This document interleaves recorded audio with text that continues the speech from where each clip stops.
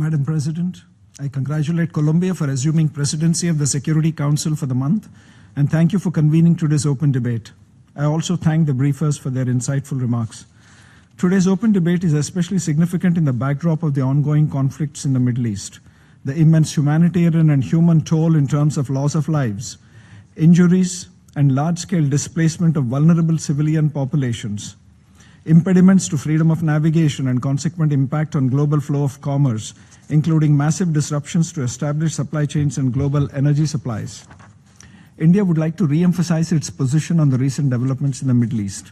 First, we express our deep concern at the conflict in Iran and the Gulf region that unfortunately began in the holy month of Ramadan, and urged all sides to exercise restraint, avoid escalation, and prioritize the safety of civilians. The intensification of the conflict and its spread to other nations have evoked great anxiety. The mounting destruction and deaths and cessation of normal life and economic activities have deeply impacted India, a proximate neighbor with critical stakes in the security and stability of the region. There are almost 10 million Indian citizens who live and work in the Gulf region. Their safety and well-being are of utmost priority to us. Our trade and energy supply chains are dependent on stability in the region, and any major disruption has serious consequences for the Indian economy. India is also firmly opposed to attacks on merchant shipping, as many of our nationals are prominent in its global workforce. Many Indian nationals have lost their lives or are missing as a result of attacks against countries of the region and against merchant vessels and sea lanes of communication. In this background, India strongly reiterated its call for dialogue and diplomacy, avoiding impeding freedom of navigation and commerce, avoiding military targeting of commercial shipping, avoiding targeting of civilian population and infrastructure, and seeking an early end to the conflict. India expressed its support to all efforts aimed at peaceful resolution of issues.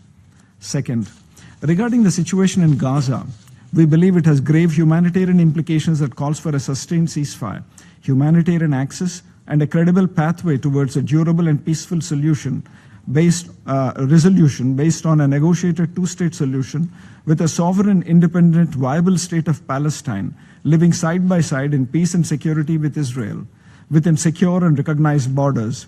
This remains the only path to achieve lasting peace and overall prosperity. India is also a committed development partner of Palestine with projects worth $170 million. We will be handing over in a few days $2.5 million to UNRWA, the first tranche of our annual contribution of $5 million.